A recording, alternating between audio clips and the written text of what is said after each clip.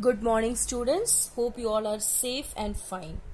So, I have come up with the next video, and today we will be learning about respiration, okay, which is there in the chapter Life Process on page number 101. Okay, so respiration, most of the points, like 90% of the points, you have already studied in your lower classes. Okay, so we will just rush up with the topic, right? So respiration, you all know what is respiration, right? So like I'll just go through the book sentences, right? So that it will be easy for you to catch up. So please check the book on page number 101, grade 10. Okay, so respiration, we have discussed nutrition in organism in the last section.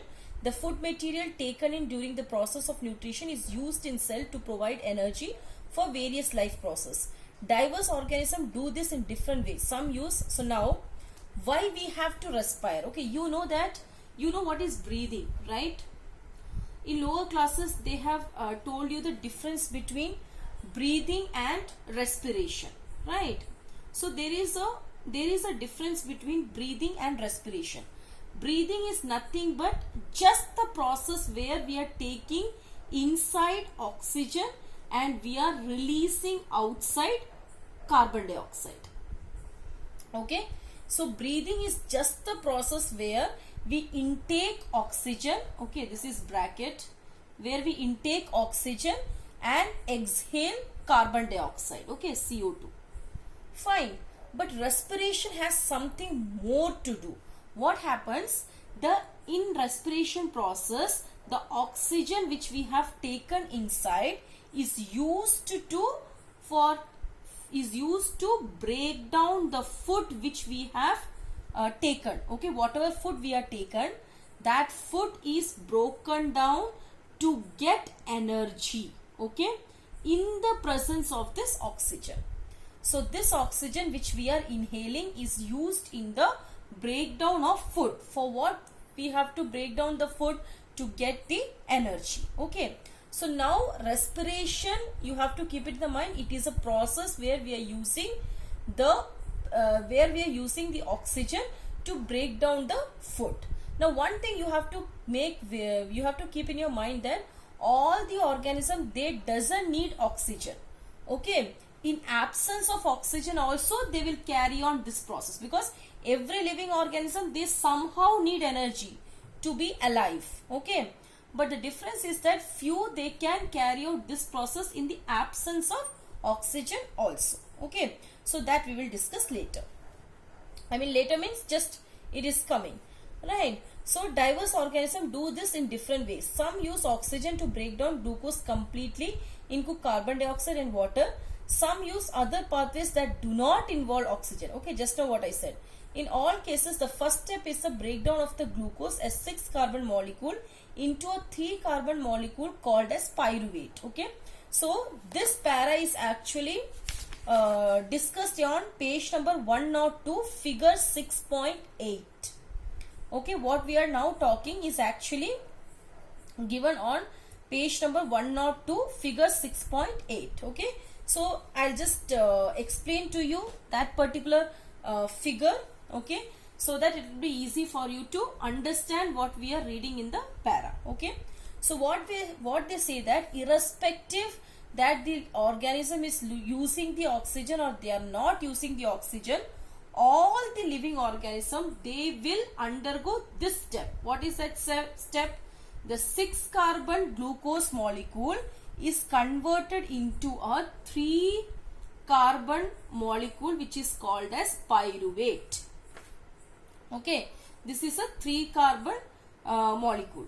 Okay, so and this occurs where? It occurs in the cytoplasm of the cell of all the organisms. Okay, so irrespective whether the organism needs oxygen or they don't want oxygen to get the energy, they all undergo this process. What is this process? The 6-carbon glucose molecule is converted into pyruvate. Then from here, the breakdown of the pyruvate is actually divided into 3. Okay, So those organisms which don't want oxygen is written as absence of oxygen. You can see on the first arrow mark they have given absence of oxygen. For example, yeast. Okay, so this yeast, it is a type of microorganisms, you all know. So this yeast, it will break down pyruvate in the absence of oxygen. They don't want oxygen. Second one is actually lack of oxygen. Okay, so you must understand the difference between the absence and the lack. Absence is like nil. They don't want at all oxygen. But lack means they need oxygen but not too much, right?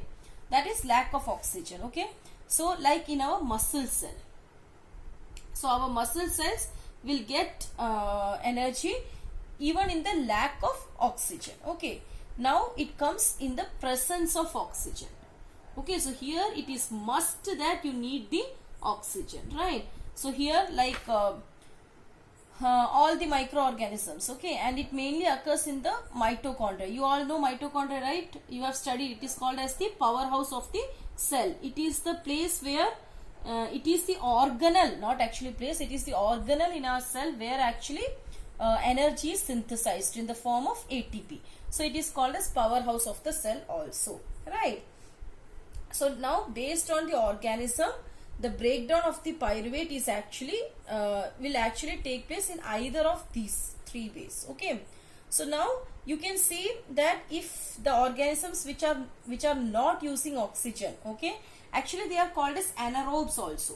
You know, right? The organism which doesn't require oxygen for its breakdown or for its metabolic process, they are called as anaerobic microorganisms. Okay, and those who need oxygen is called as aerobic. Okay, so generally these anaerobic organisms, they will convert pyruvate into the final products ethanol, okay, and carbon dioxide, and of course energy will be released, because we are doing this for what? To get actually the energy. Okay, so even in the preparation of the beer, wine, all the beverages, okay, you might have heard that we are putting yeast inside that, and the final product what we get actually alcohol. Okay, so that's why they have written here ethanol. You all know ethanol is what? An alcohol, right? Now in the lack of oxygen, actually what happened, this pyruvate is converted into lactic acid. Okay, lactic acid, and of course energy will be released. Okay, so when you see this ethanol, it is a 2-carbon molecule. Okay, sorry, not here. This ethanol is a 2-carbon molecule. Lactic acid is a 3-carbon. Okay, now when you see in the case of the aerobic microorganisms, it is converted into what? The pyruvate is converted into carbon dioxide, water, and of course energy. So you can see that at last they all are getting the energy. Okay, so this is only actually given in the in that particular para. Okay, you can just go through the para. Now they are talking something about ATP. Okay, this we are telling, right? Respiration, oxygen is required because it will give us energy. Actually, what is energy? Energy is nothing but ATP. This ATP only is called as what? Energy. So we'll just discuss about this ATP. Okay, so whenever they say energy, it is nothing but what? It is ATP. Okay, so ATP they have even given more to know. Okay, and even after figure 6.8 down they have given about ATP.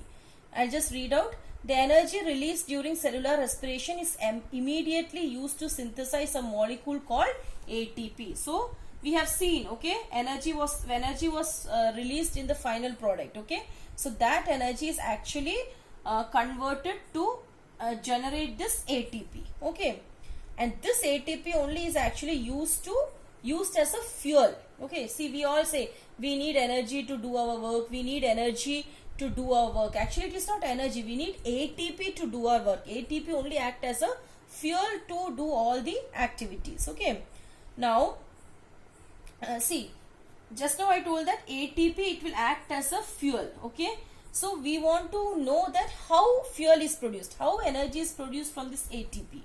how much energy is produced from this ATP. Okay, that particular thing is given in more to know on page number 102, more to know. Okay, so ATP is the energy currency for most cellular process. This is a widely asked 1 marks question, okay, which is known as the energy currency. Okay, so ATP is called as the energy currency of our cell, of our body. Okay, ATP's full form you all know, right? ATP's full form is what? Adenosine. Okay, adenosine triphosphate. Okay, so this is the full form of ATP, and this is called as the energy currency of our, for most of our cellular process. Okay, so now this ATP, actually this ATP, how it is produced. Okay, see, from this energy ATP we are generating. Okay, so what is this process? So that process is given down actually from ADP. ADP is adenosine. T stands for triphosphate, D stands for diphosphate 2. Okay, so when this ADP combined with an inorganic phosphate, okay, in presence of the energy, what happened? We get ATP. Okay, so this, from this energy we are getting ATP, right? How you are getting from this energy ATP? This energy will help to convert this ADP plus PI into ATP. Okay, ADP is nothing but adenosine diphosphate, and PI is nothing but inorganic phosphate. Understood? So the energy released during the process of respiration is used to make an ATP molecule from ADP and inorganic phosphate, right? Endothermic process in the cell then use this ATP to drive the reaction. When the thermal phosphate linkage in ATP is broken using water, the energy equivalent to 30.5 kg mole is released. Now this ATP, okay, from this ATP only is actually used as a fuel. Okay, so from 1 ATP, how much kilojoules of energy you can get? You can get 30.5 kilojoule, okay, per mole of energy. So one molecule of ATP will give you what? 30.5 kilojoules per mole of energy, right? So hope this is clear. Now then it is only small things which you can go, okay, you can just go through. The rest of the things on 102 and 103, it's like all the things you know, how the terrestrial animals respire, okay, and about the photosynthesis, okay, all those things, right? Now on page number 103, the last para, when you see, it's very important. They have asked many times, okay, the function of rings of cartilage. Okay, that's that question they have widely asked, so I'm just emphasizing. See, other things also they have asked, like on page number 103 you have activity 6.6, right? Down to that the complete para is very important, okay, because they have asked many times the questions. From the first para, like, since the amount of dissolved oxygen is fairly low compared to the amount of oxygen in the air, the rate of breathing in aquatic organism is much faster than that seen in the terrestrial organism. A widely question asks that why breathing, okay, why breathing in aquatic animals, okay, why breathing in aquatic animals are faster when you compare to terrestrial.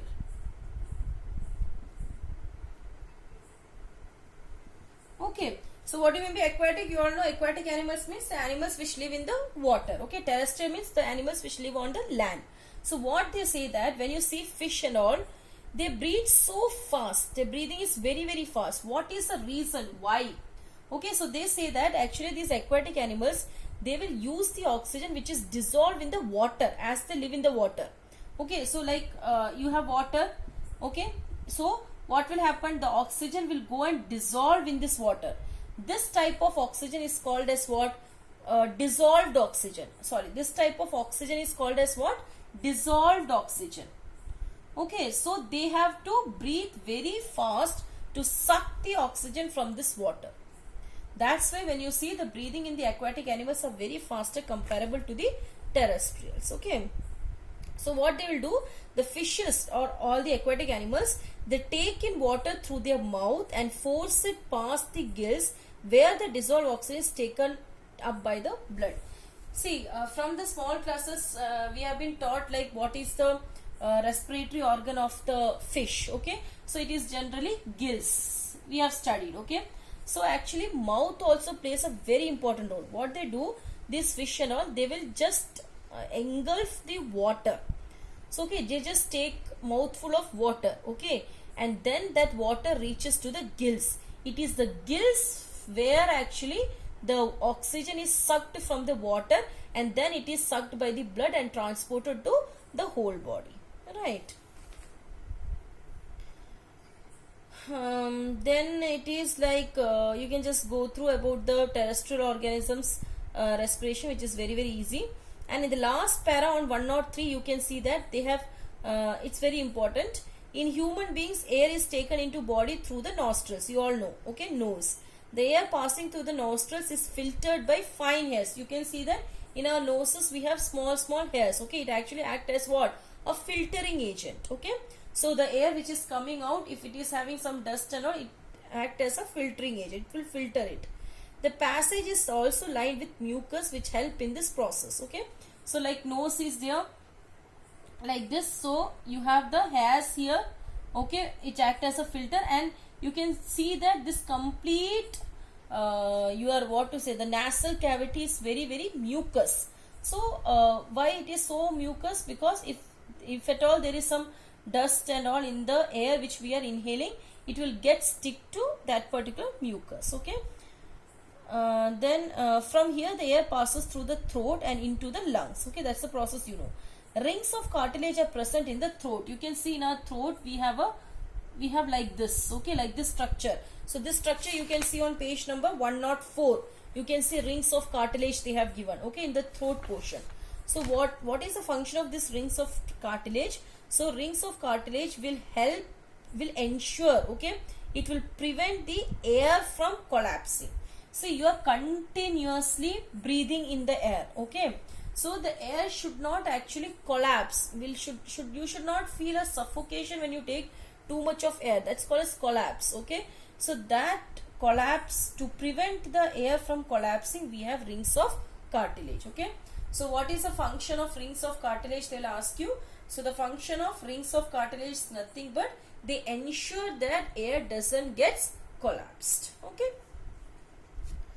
now on page number 104 you can see the label. Okay, well diagrammatically represented human respiratory system.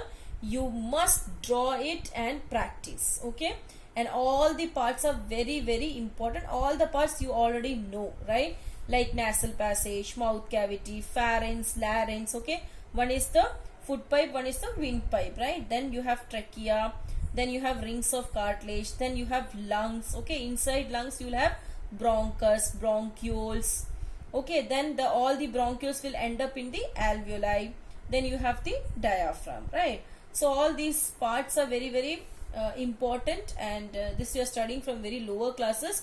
You can go through any of the YouTube channel. Also, like if you just put in the Google, you can just search for human respiratory system and its parts. There are so many channels which will provide you information how to draw and all. Okay, you can take help from that. Okay, so we will just go through that human respiratory system in our next video, right? Thank you.